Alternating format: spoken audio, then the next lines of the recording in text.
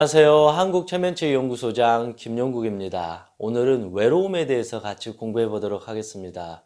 이 외로움이란 주제는 단순한 것 같지만 아주 위험하고 한 인간의 삶을 파괴시킬 정도로 위험한 마음의 병이라고 볼 수 있습니다. 여러분들 배가 고플 때 어떡하세요? 한 끼 굶을 때 어떡하세요? 뭐 한 끼 정도는 다이어트로 괜찮구나. 두 끼 정도는 어떨까요? 아, 배고파. 아, 일에 집중력이 떨어져. 능률이 떨어져. 아, 배고프다. 뭐라도 먹고 싶다. 하루 종일 세 끼를 굶으면 어떻게 될까요? 아, 괴롭다. 고통스럽다. 아, 제발 아무거라도 먹고 싶다. 그렇게 괴로워진다는 거죠. 만약에 3일을 굶으면 어떻게 될까요? 미쳐버릴 것 같은 거죠. 길거리에 떨어진 그냥 음식이라도 그냥 헐레벌떡 먹고 싶을 거죠. 일주일 굶었다고 생각하면 어떻게 될까요? 아, 나 이제 죽구나. 모든 것을 잃어버릴 정도로 고통을 받게 됩니다.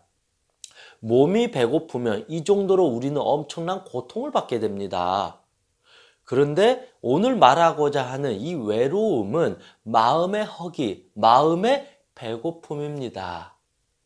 몸도 하루만 굶어도 죽을 것 같은데 이 마음이라는 것이 이 지난 1년, 2년, 10년, 20년 동안 이 허기짐, 이 배고픔 속에 살아와 버리면 엄청난 어떤 고통 속에서 살아가게 된다라는 것이죠. 그래서 즉 외로움이라는 것은 이 어떤 마음의 배고픔이다. 몸이 배고프면 어떻게 해서라도 이 음식만 봐도 미칠 것처럼 집착을 하게 되고 욕심을 부리게 되잖아요. 배가 터질 것 같아서 계속 음식을 먹어야 되잖아요. 이 마음이 배고파 버리면, 마음이 외로워지면 어떻게 될까요? 이 외로운 마음을 달래야 돼요. 취해야 돼요. 그게 무엇일까요? 맞습니다. 몸이 배고플 때는 음식을 취하는 것처럼 우리는 마음이 배고플 때, 우리가 외로울 때는 결국은 사람에게 집착하게 된다. 그래서 마음의 외로움이라는 것은 결국은 배고픔이고 이 배고픔을 달래기 위해서 우리는 사람에 집착하게 되는 마음의 병이 바로 외로움이라는 것입니다. 그러면 어떻게 될까요? 나는 마음이 배고프기 때문에 사람을 만날 때 항상 집착하게 됩니다. 그리고 혹시나 그 사람이 떠나갈 것이 두려워요. 그 사람이 나에게는 최고의 음식이에요. 이 음식을 먹지 않으면 난 죽을 것 같아요. 그래서 그 사람에게 계속 빌어야 돼요. 그 사람에게 계속 착한 모습 보여야 돼요.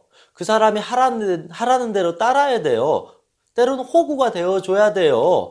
그 사람을 위해서 모든 걸 갖다 바쳐야 돼요. 그 사람이 나를 미워하지 않을까? 나에게 상처 줄 것이 두려워가지고 그 사람을 위해서 예쁜 모습으로 계속 맞춰줘야 된다라는 것이죠. 왜냐하면 나는 이 배고픈 사람은 이 음식이 없으면 죽을 것 같으니까 마음이 배고픈 나는 이 사람이 나를 떠나는 게 죽을 것 같으니까 어떻게 해서라도 그 사람의 비위를 맞춰줘야 되고 기분을 맞춰줘야 된다. 더 나아가서는 나의 어떤 정신적인 에너지를 써야 되고 나의 물질적인 돈이든 뭐든 계속 줘가면서 그 사람이 내 곁에 있도록 만들어야 된다. 그게 아니면 그 사람을 계속 바지가랑이를 붙잡고 이렇게 애원을 해야 됩니다.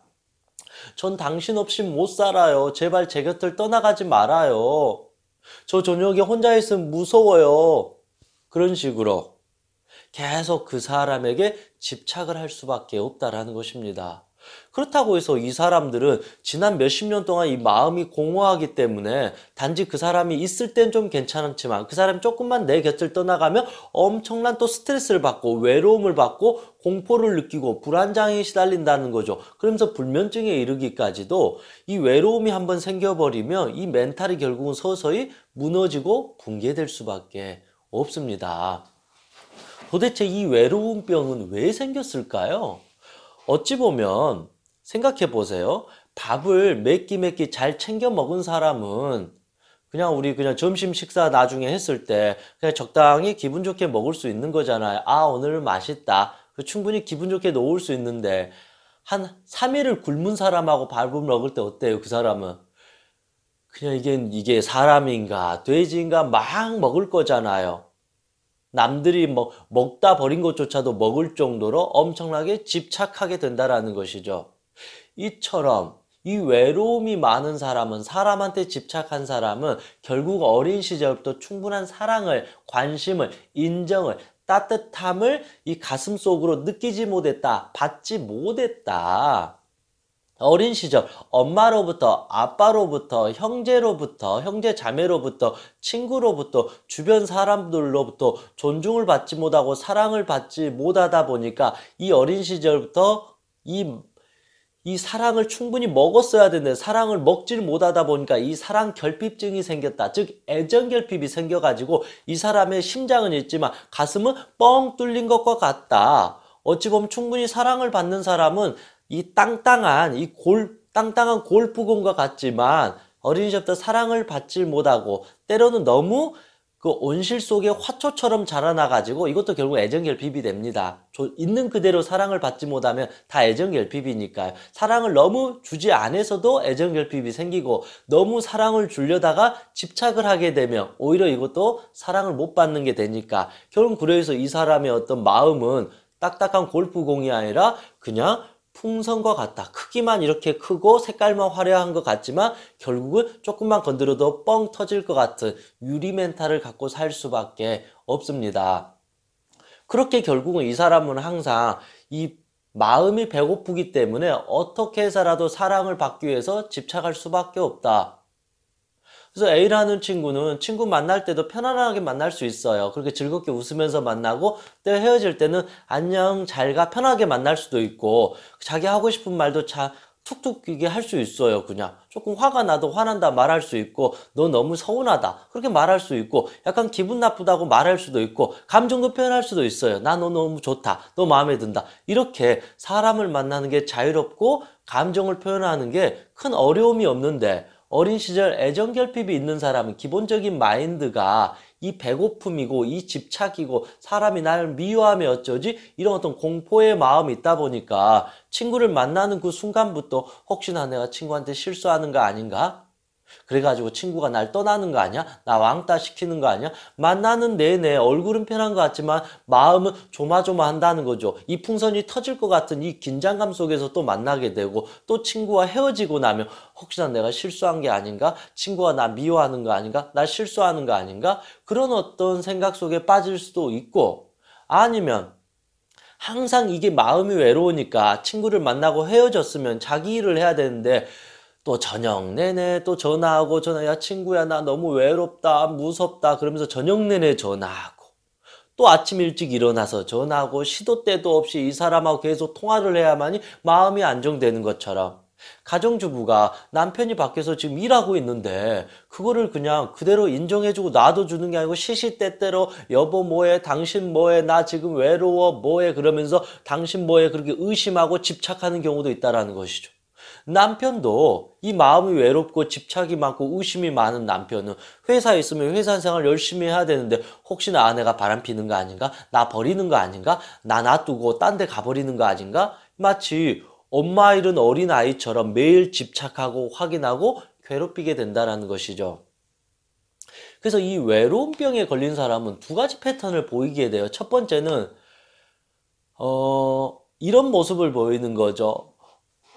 아이 입장에서 일하러 가는 엄마를 대할 때 모습 엄마 가지마 나 엄마랑 놀고 싶어 엄마 무섭단 말이야 그럴 때 그 아이의 심정 엄마 나 배고파 엄마 없으면 무서워 큰일 날 것 같지 이렇게 엄마한테 집착하는 이 불쌍한 아이의 모습을 보이는 게 첫 번째 패턴이고 두 번째 패턴은 이제 화가 나고 짜증나고 이제 집착을 하게 된다라는 거죠. 엄마가 가려고 하니까 막 물건을 집어 던지고 가지 말라고 협박하고 짜증내고 막 밥 안 먹어버리고 막 시시때때로 엄마한테 전화하고 엄마 어디야 빨리 와 엄마 막 그러면서 짜증내면서 신경질적으로 반응하는 이 집착의 형태를 보인다는 거죠. 첫 번째는 엄마의 사랑을 받기 위해서 엄마한테 잘해줄 테니까 엄마 내 옆을 떠나지 마 엄마 저를 많이 사랑해 주세요. 그러니까 엄마한테 내 모든 걸 헌신하면서 엄마의 사랑을 받으려고 하는 이 어떤 어린아이의 모습 엄마가 나를 온전히 사랑해 줘야 되니까 오로지 나만을 사랑해 줘야 되고 24시간 나와 함께 해야 된다라는 이 어떤 생각에 집착에 빠져가지고 엄마를 매일 이제 사로잡으려고 하는 이 집착 강박증의 어떤 무서운 모습 이 두 가지 패턴을 보인다라는 것입니다. 그래서 대체적으로 이 외로움에 빠진 사람들은 자기가 힘이 없을 때에는 이 어린 꼬마의 모습으로 살아가게 돼요. 그러면 이 사람의 결국은 친구 관계는 어떻게 될까요? 할 말도 못하게 되는 거죠. 그냥 친구들이 원한 대로 다 해주는 거죠. 이 사람이 남자친구, 여자친구 만나게 되면 돈이고 간이고 쓸개고 다 빼줄 수밖에 없다라는 거죠. 왜냐하면 이 사람이 떠나는 게 제일 위험하니까 어떻게 살아도 자기의 가진 모든 것을 줄 수밖에 없다. 이게 심리적인 약자가 되는 거죠. 영원한 을이 될 수밖에 없다라는 것이 계속 이렇게 빌 수밖에 없는 거예요. 설령 남자친구와 여자친구가 잘못을 했어도 이 사람은 어떻게 협박할까요? 내가 한 대로 말 안 들으면 난 너 떠나가 버릴 거야. 이 외로움증에 걸린 사람 이게 제일 두려운 거예요. 혼자 된다는 거. 그럼 난 너 떠나가 버릴 거야. 나 너 버려버릴 거야. 너 나 없이 살 수 있어? 너 나 없이 못 살잖아. 내 말 들어. 알았어 오빠. 오빠 말 들을게. 당신 말 들을게. 내가 따를게요. 그런 식으로 심적인 약자로서 이게 굴복을 하게 되어버린다라는 것입니다. 이들이 결국은 결혼을 해도 그렇게 되고 직장 생활을 하더라도 영원한 을이 될 수밖에 없습니다. 이 사람은 항상 배고프기 때문에 혼자라는 것이 너무 두렵기 때문에 자기를 희생해서라도 억지로 이 사람을 붙들고 있을 수밖에 없다. 그래서 이 외로움이 많은 사람은 기본적으로 이 심리적인 사회적인 약자로서 인생을 살아갈 수밖에 없습니다. 이건 여러분이 다 이제 이해가 되시죠? 근데 이들이 좀 성격이 좀 지랄 맞고 좀 못되고 약간의 어떤 이 힘이 있어요. 권력이 있어요. 이 돈이 있어요. 이 명예가 있어요. 이럴 때 어떻게 되냐 이거죠. 이럴 때 이제 두 번째 모습을 보인다는 거죠. 이때는 이제 폭력을 하는 거. 여자친구한테 이러는 거죠. 너 나 떠나가면 죽여버릴 거야. 이런 식으로 협박을 한다라는 거죠. 이 여자친구 입장에서도 남자친구한테 이렇게 하는 거죠.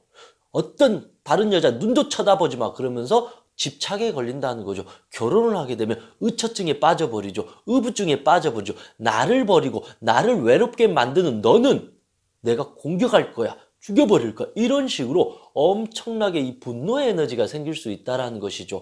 이 사람이 가진 돈과 명예와 권력으로 이 사람을 가두어 버리게 된다는 것이죠. 협박할 수 있다는 거죠. 틀어 쥐어버리게 된다는 것이죠. 그래서 이 외로움증이 있는 사람은 기본적으로 사회적인 약자가 되지만 이 사람이 성질이 나쁘거나 인성이 잘못되거나 이 어떤 권력이나 명예가 있을 때는 이거를 아주 위험하게 소유하려고 둘 수밖에 없다라는 것입니다. 그래서 이 외로움을 갖게 되면 이 엄청나게 어떤 모멸감, 무시당하고 항상 초라한 자기의 모습이 되거나 아니면 사람들을 짓밟고 자기 마음대로 소유하려는 아주 잔인한 어떤 인간의 본성이 또 드러날 수밖에 없습니다. 엄마 내 곁을 떠나가지 말아요. 엄마를 위해서 열심히 공부할게요. 최선을 다할게요. 엄마 말 잘 들을게요. 이런 모습이거나 엄마한테 물건을 집어던지고 주먹으로 엄마를 때리면서 엄마 가지마 내가 하라는 대로 해 그러면서 시시때때 엄마를 괴롭히는 못된 아들이 되거나 이 두 가지 패턴들이 결국은 성인이 되어서도 똑같이 이루어지게 된다는 것이죠. 결국은 이들의 삶은 엄청난 불행이고 결국은 자기가 망가지게 되고 다른 사람까지도 망가지게 할 수 있는 아주 위험한 마음의 병이다. 단순한 나는 외로워요 그런 측면은 아니라는 것입니다. 또 이제 세 번째 이제 양상을 보일 수 있는 거가 있습니다.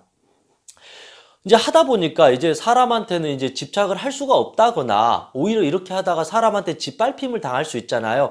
인간은 다 믿을 게 안 돼. 난 인간을 믿을 수가 없어. 난 인간이 싫어. 그랬을 때 어찌 보면 이제 동물에게 어떤 집착하는 경우도 있을 수 있다라는 거죠. 왜냐하면 동물은 내 곁을 항상 떠나지 않고 옆에 있으니까 꼭 나쁘다는 건 아니고요. 그런 측면에서 내 외로움을 달랠 수 있는 동반자가 될 수 있는데 이 외로움이 많은 사람은 동물을 사람처럼 지나치게 집착해버린다. 누가 봐도.